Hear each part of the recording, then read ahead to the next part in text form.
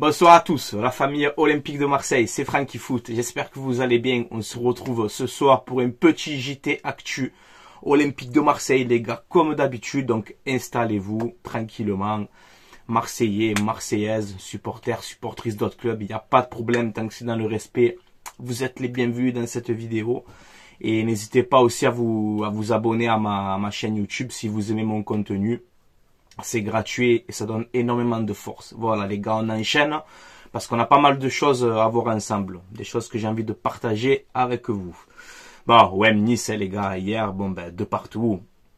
Je vais pas te dire que c'est 2 points perdus parce qu'à 10 contre 11, bon ben t'arraches le nul. Mais oui, ce nul il est rageant, on aurait pu remporter ce match, honnêtement. Cette action d'Aubameyang aussi vers la fin, ce raté d'Ndiaye à la fin. Donc ouais, c'est rageant, c'est rageant. Bon, j'ai fait le débrief, on va pas reparler encore de ce match-là. Hier, quand je vous disais, est-ce qu'il y a vraiment faute de Faris Moumbagna, je vous mets l'image, dites-moi en commentaire. Mais sur la première faute de Faris, oui, il y a carton jaune, même un jaune orangé, tu vois, je vais être objectif. Mais sur la deuxième faute, pour moi, il y a rien du tout. Voilà. Donc, monsieur Pignard, carton rouge. Voilà. Il nous a bien pignaré, le pignard. Voilà. Bon, je vous mets le classement de la Ligue 1. C'est compliqué, hein. Bon, tu es 8e avec 41 points, 7e Rennes, 42 points, 6e Lens, 46 points, 5e Nice, 48 points, 4e Lille, 52 points. Donc bon, je regarde la 4e place, même si on peut l'oublier. Mais voilà. Prochain match OM Lens en championnat. Si tu vas accrocher au minimum cette 6e place, peut-être la 5e, mais j'y crois pas du tout. Mais si tu vas accrocher cette 6e place, il va falloir gagner contre Lens dimanche. Il y a pas d'autre solution. Après la 7e place, tu peux être qualifié en Conference League. Ça dépend du gagnant en Coupe de France entre Paris et Lyon. Et combien Lyon va finir aussi au classement. Voilà, ça dépend un peu de tout ça. Voilà. Je vous mets aussi... bon, et on n'est pas... Enfin, cette saison, malheureusement, en championnat, on est à notre place. Hein. Voilà. Je vais vous sortir des stats, vous allez voir. Hein. Je vous mets aussi les meilleurs buteurs de la Ligue 1. Donc, premier, Mbappé, 26 buts. Deuxième, Jonathan David, un joueur que j'aime beaucoup, 17 buts. Troisième, Lacazette, 15 buts. Quatrième, Aubameyang, 13 buts en Ligue 1. Et cinquième, Dalinga, avec 11 buts. Voilà, donc je te mets des stats aussi sur Aubameyang. C'est 13 buts en Ligue 1, 26 buts, toutes compétitions confondues. Il est le deuxième meilleur buteur de l'histoire de l'OM au 21e siècle. Voilà. Avec égalité avec Florian Thauvin, 26 buts sur une saison. Attention, hein, sur une saison. Et le premier, c'était Drogba avec 32 buts, toutes compétitions confondues. Est-ce que Aubameyang va battre ce record-là? Ce serait quand même incroyable. Donc Aubameyang, il a mis du temps à s'adapter, mais oui. Si on l'a pas à l'OM cette saison, je sais pas où on serait. Voilà. Donc il est incroyable Aubameyang cette saison. On revient sur le carton rouge là pour Faris Moumbagna. C'est donc Jérémy Pignard, tu vois. Qui est magnifique, il est Pignard. Donc 4 cartons rouges en Ligue 1 pour l'OM, il me semble, cette saison. Et là, je sais pas si c'est cet article qui dit ça, mais apparemment, ça serait Pignard qui aurait sorti les 4 rouges. Donc voilà. Chaque fois que vous voyez, je sais pas moi, un match de Ligue 1, il y a Jérémy Pignard, vous allez au côté match, cote, carton rouge pour l'OM. Voilà, cote à 15, on se gave, tu vois. Voilà, ah ouais, je te le dis. Il aime trop nous mettre des rouges. Calme-toi, Pignaré, calme-toi Pignard, tranquille avec les rouges. Calme-toi, tout va bien, ça va bien se passer. Hein, calme-toi. Bref, l'OM est l'équipe de Ligue 1 qui a le plus de fois tiré sur les poteaux. Voilà, on a fait 17 poteaux en Ligue 1. On est number 1. Voilà, donc dommage aussi ces poteaux. Mais voilà, la preuve qu'on manque de finition et qu'on n'est pas assez tueur malheureusement. Après, c'est de la malchance aussi, je trouve. 17 poteaux en Ligue 1, ça fait un peu chier, tu vois.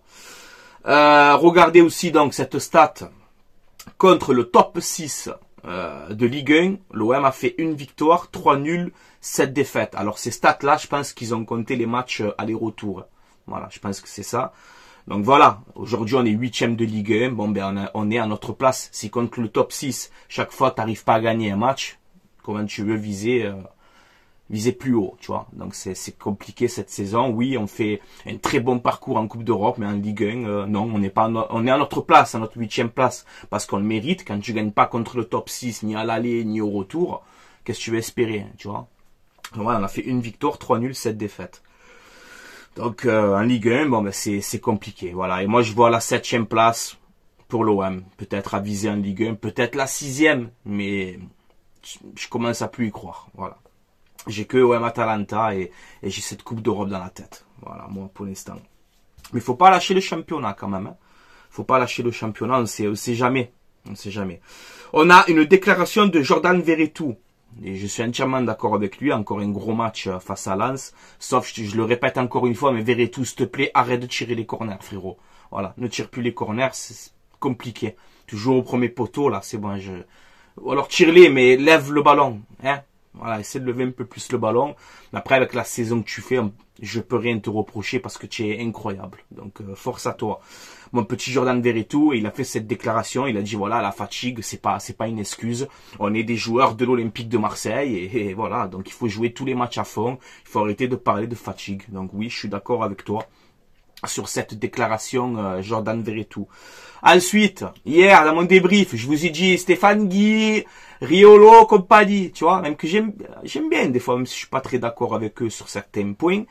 Mais je vous ai dit, commencez pas RMC là, commencez pas à vous attaquer encore à Faris Moumbagna, comme quoi c'est un bourrin, parce que le rouge est ci et là. Donc non, hier ils ont parlé de Stéphane Guy, il a parlé de Paul Lopez. Voilà, il a dit, quand tu passes de Mandanda à Paul Lopez, ben tu régresses. Voilà, de toute façon, Stéphane Guy, il a toujours un truc à dire. Chaque fois qu'il peut en placer une, il y va. Il s'arrête plus, le Stéphane. Il s'arrête plus, Stéphane Guy. Paul Lopez, bon, j'en passe. Bon, bref.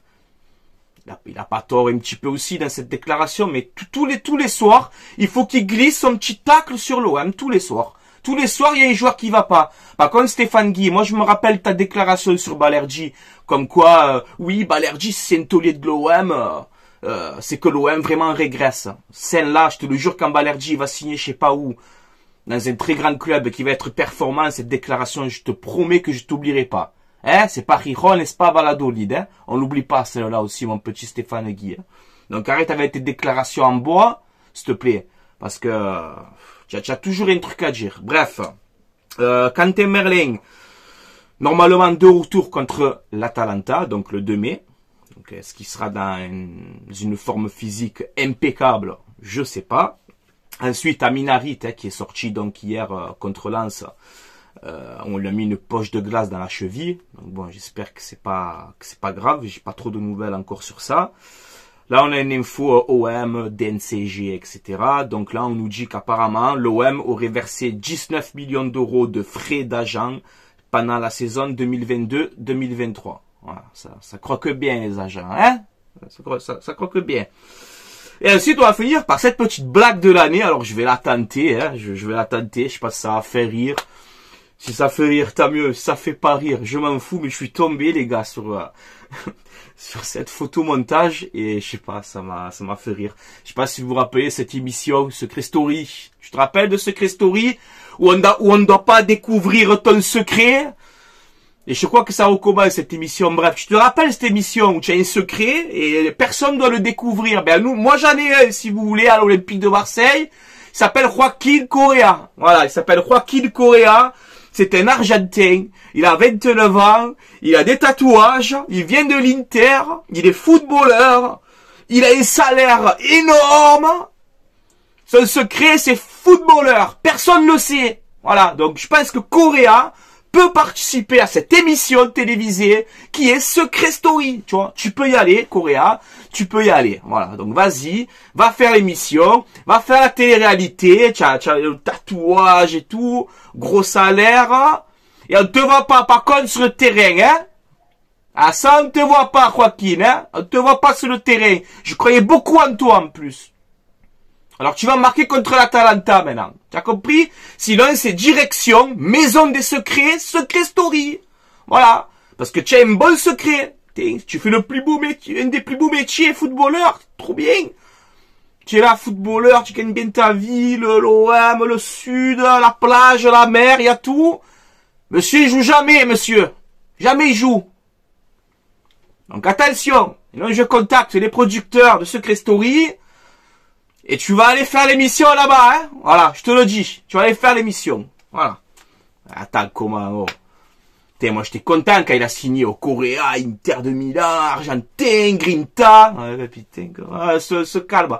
Secret story, Joaquin, hein. Voilà, bah, je rigole, c'est un peu d'humour, ne le prends pas mal, tu vois, je rigole, détends-toi. Mais bon, tu peux comprendre les supporters de l'OM à 400 boules par mois.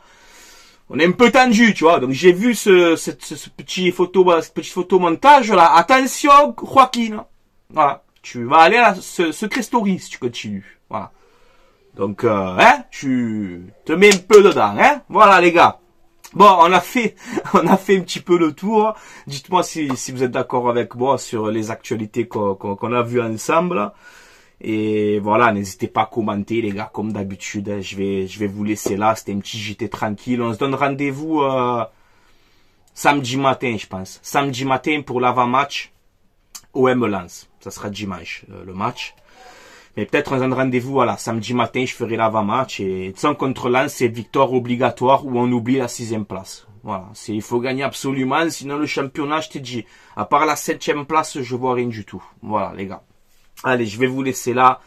Marseillais, Marseillaise, portez-vous bien. Joaquin Correa, c'est de l'humour, mais voilà, je t'ai dit, hein. Attention, j'ai un très bon secret.